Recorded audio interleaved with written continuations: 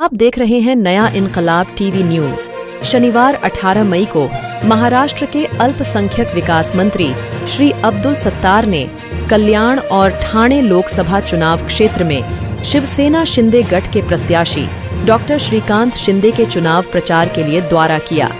इस दौरान वो मित्तल रोड स्थित वादिये हसनैन कब्रिस्तान भी पहुंचे, जहां उन्होंने कब्रिस्तान कमेटी के जिम्मेदारों से मुलाकात की और मौजूदा चुनावी स्थिति को लेकर प्रेस कॉन्फ्रेंस भी ली।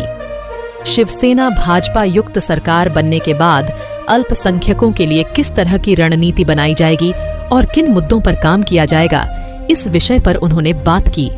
साथ ही जनता से ये आह्वान किया कि जातिवाद से परे हटकर और विवादित बयानों को नजरअंदाज करते हुए विकास के लिए मतदान करें। शिवसेना शिंदे गुट के नेता व पूर्व नगर सेवक राजन किने पर लग रहे जातिवाद के आरोपों पर उन्होंने कहा कि अच्छा काम और जनता की सेवा करने वालों को ही बदनाम करने की कोशिश की जाती है।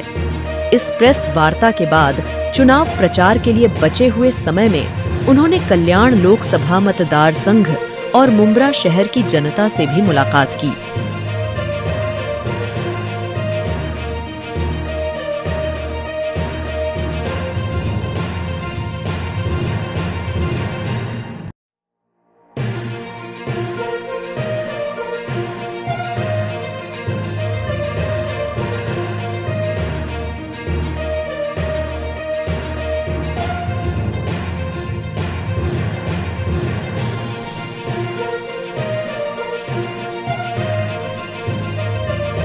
सर, आज आप मुंब्रा के वादिये हसनैन कब्रिस्तान में आए हैं और आज जो है शिंदे गुट की तरफ से रैली भी थी। क्या कहेंगे सर, यहाँ के लोगों से किस तरह का प्यार मिल रहा है?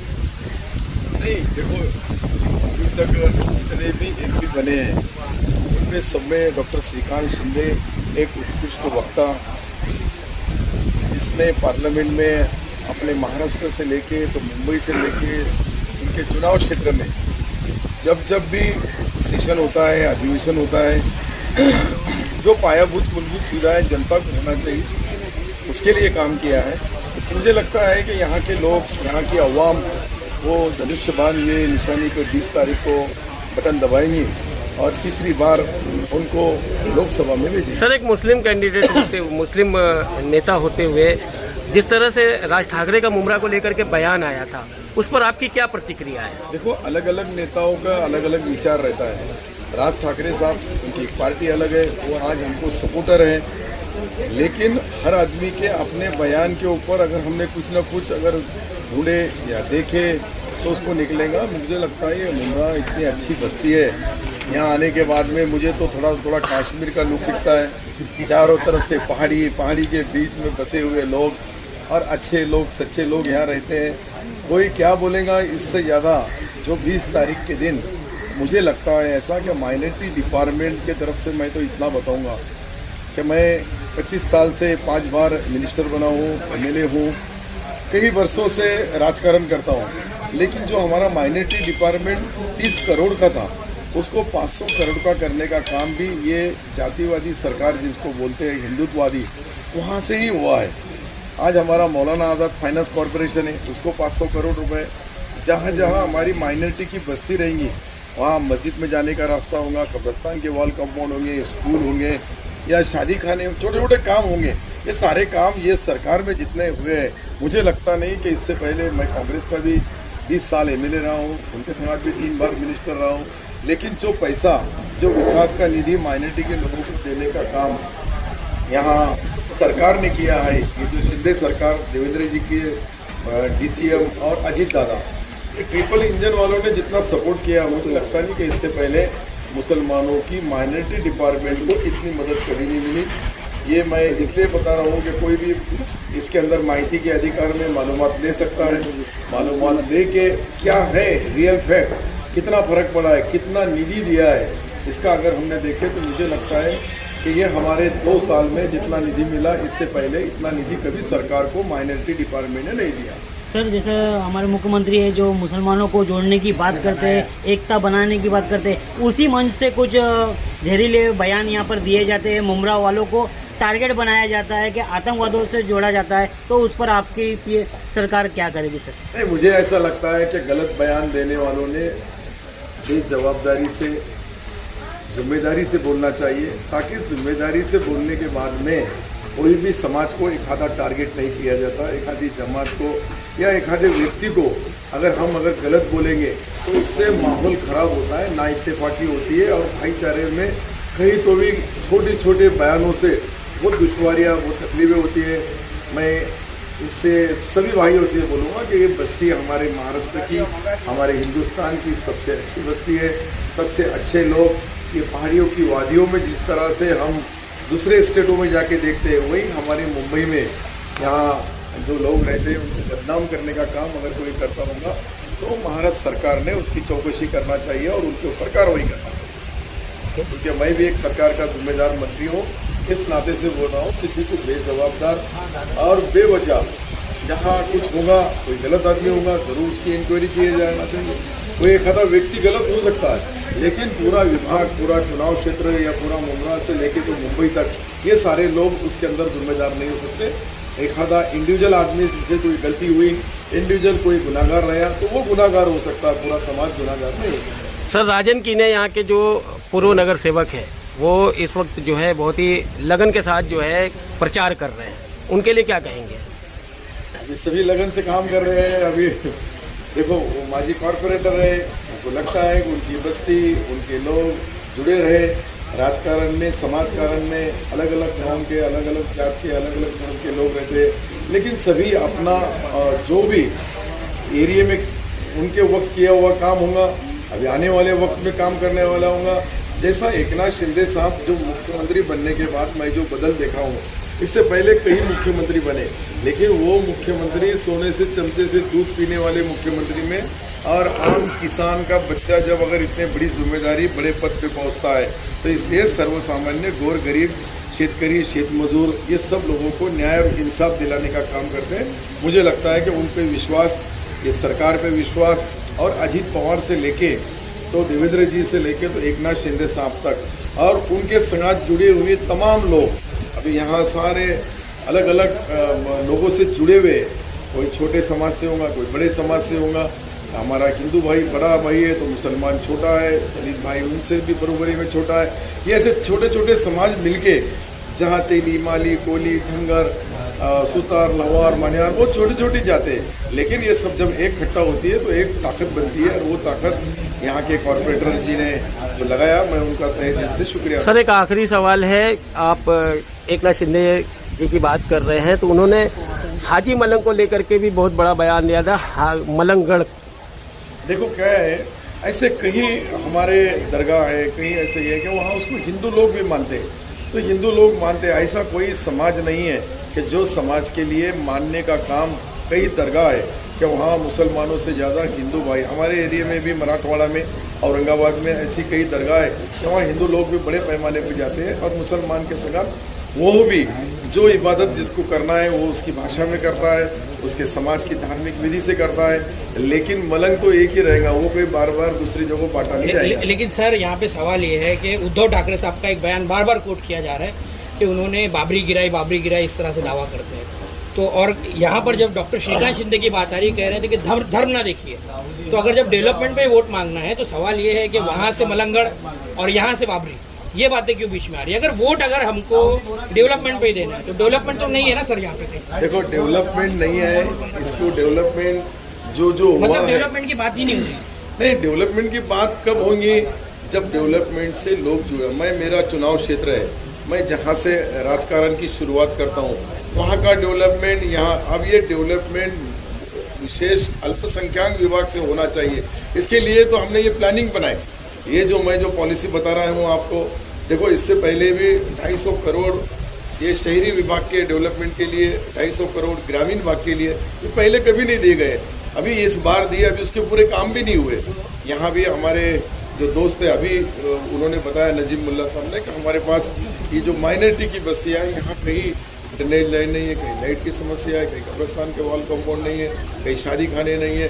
तो ये सारी चीज़ें करने के लिए ही हमने आप जो ये डेवलपमेंट का, अभी आपने सोचा था कि इससे पहले आदिवासी और मागास वर्गीय कि जो टैलेंट ब्रिलियंट बच्चे हैं ये विदेश के 200 कॉलेजों में जाके पीजी करते थे और उसकी गवर्नमेंट खर्चा देते। ये पहली बार हमने किया। अब हमारे मुस्लिम बच्चे भी बाहर जाएंगे और वो भी उनका भी सरकार खर्चा करेगी, क्योंकि ये गवर्नमेंट ने निर्णय लिया। अगर नहीं लेते तो वो भी जाते नहीं थे। अभी 200 कॉलेजेस को जो माइनॉरिटी के बच्चों को जो न्याय और इंसाफ दिया गया, मुझे लगता है पहली बार हुआ है। इससे पहले मागास वर्गीय और आदिवासी भाइयों के बच्चे जाना चाहिए उनके। आखिरी सवाल रहेगा, हाल ही में राज ठाकरे ने कलवा में जो सभा हुई थी, अभी बात हुई सर आपने माइनॉरिटी की बात की। सर आज़ादी के बाद से कई राज्यों में, इनके सारे राज्यों में कई सारे माइनॉरिटी मिनिस्टर्स हुए, लेकिन सचर कमेटी की रिपोर्ट है, श्री कृष्णा कमीशन की रिपोर्ट है, वो आपके सामने है कि सबसे ज़्यादा बदहाल अगर कोई है एजुकेशन से लेके दूसरे मामलात में तो वो एक मुस्लिम समाज है। तो आखिर ये कब तक सियासत में इस्तेमाल होता रहेगा? क्योंकि कहा यह जा रहा है कि दूसरों का झंडा उठाने में काफ़ी ये कौम आगे रही है, इसका सिर्फ इस्तेमाल होता है, लेकिन जब अपने पद पर पहुंच जाते हैं नेता तो फिर इस्तेमाल करने के बाद बिल्कुल साइड लाइन कर दिया जाता है। तो क्या वो हिस्सेदारी मिलेगी, वो कब मिलेगी? मुझे लगता है कि यही बताने की मैं आपको कोशिश कर रहा हूँ, क्या जो 34 करोड़ 30 करोड़ से लेके 1000 करोड़ तक जब डिमांड होती है और वो विधानसभा के अंदर मंजूर होती है, तो यही तो आपने देखना चाहिए। आप तो पूरे पत्रकार हैं, आप सारे अपने अपने हिसाब से, कोई नेशनल में चैनल से होगा, कोई स्टेट चैनल से होगा, कोई राज्य से होगा, कोई हमारे पास 3 अलग अलग किस्म है, प्रिंट मीडिया है, इलेक्ट्रॉनिक मीडिया है, और सबसे बड़ा तो ये आपका जो सोशल मीडिया है ये बहुत बड़ा है। तो सोशल मीडिया के हिसाब से आप उसकी मालूमात लो कि जितना ये 6 महीने में माइनॉरिटी डिपार्टमेंट महाराष्ट्र में तेजी से काम कर रहा है, मुझे लगता नहीं। अभी हम मदरसों को 2 लाख देते थे, हमने 10 लाख रुपए देने का फैसला लिया, तो ये कुछ कर रहे बोल के हुआ।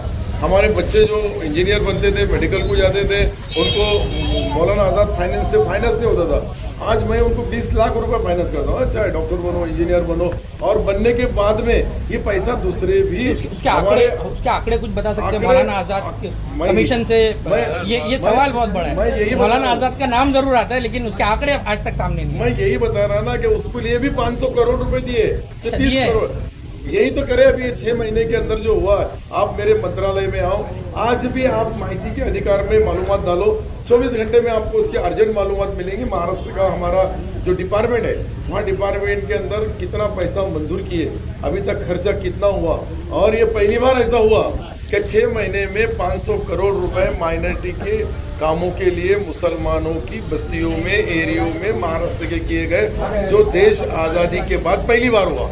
तो जो हो रहा है वो भी करना चाहिए, और जो कर रहा है उसके बारे में भी सोचना चाहिए। अभी इंटरनेशनल एक अलग लोग रहते हैं, कोई देश लेवल पे बोलने वाले अलग रहते हैं, स्टेट लेवल पे बोलने वाले अलग रहते हैं, और अपनी डिस्ट्रिक्ट में, अपने चुनाव क्षेत्र में बोलने वाले अलग। एक आखिरी सवाल सर, एक आखिरी सवाल।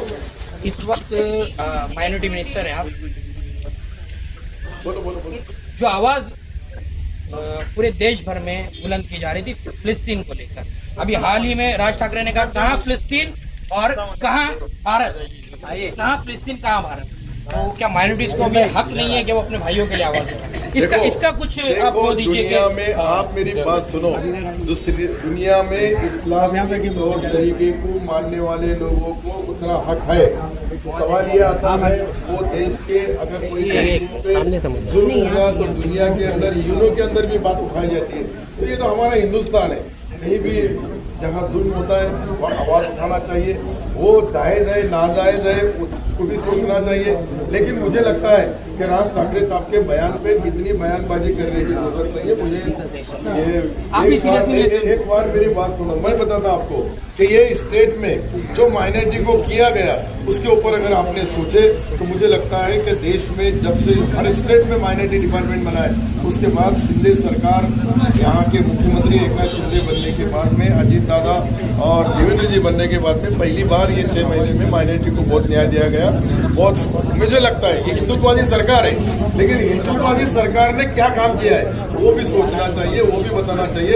ये नेगेटिव बातें बताना बहुत शोभा है, लेकिन अगर पॉजिटिव काम कोई सरकार करता है तो उसके बारे में भी सोचना चाहिए और यही विचार यही करके चर्चा है शहर में कि बाद शहर में के अभी अंदर थोड़ी ना थोड़े लोगों की बात होती है। और भी बात हो जाती हाँ हाँ शहर की जो है मुमरा शहर की हमेशा नेगेटिविटी बात जो है आगे चलती है, लेकिन पॉजिटिविटी बात जो है मुमरा की कोई बताता नहीं, यही शहर में चर्चा है। मैं तो यही आने बताया वाले- आपको, मैंने आपको यही बताया, आपने सुना नहीं होगा कि इतनी वादियों में इतनी पहाड़ियों में बसा हुआ ये बस्ती, ये सबसे खूबसूरत एरिया, अच्छा एरिया, खाड़ी में के लोग भी यहाँ से आजू बाजू से देखे ये बस्ती अच्छी है, लोग अच्छे हैं। एक आधा आदमी गलत हो सकता है, मैं बार बार बता रहा हूँ, लेकिन एक आदमी गलत होने से पूरा एरिया को आप बदनाम नहीं कर सकते। सर यही बात है, अगर मुसलमान अगर एक चीज गलत करता है तो उसको जो है टीआरपी के लिए जो है उसको बहुत कुछ बताया जाता है, लेकिन अगर वही जो ये काम आप भी करते हैं और ना। सर इन्हीं आपको बयानात जहाँ टीआरपी मिली वहाँ तुमने राज ठाकरे साहब को ला लिया। सर इन्हीं बयानात साहेब आधी आपण लोकांचा काय प्रश्न आहे ते ऐकूया. सर इन्हीं बयानात के चलते आपके बाजू में भी राजन गिने साहब बैठे हुए, उनको भी निशाना बनाया जा रहा है कि ये भी उसी रंग में रंग गए सर। तो इस गलत फहमी को इसको कैसे दूर? एक मिनट सुनो, ये काफी वो मुस्लिम समाज के बीच में रहे से उन्होंने सारे समाज के सारी कौम के साथ लेके चलते हैं। उनको कितना भी टारगेट बनाया गया तो टारगेट बनाने वाले का क्या हाल होता है वो भी हमने देखे हैं।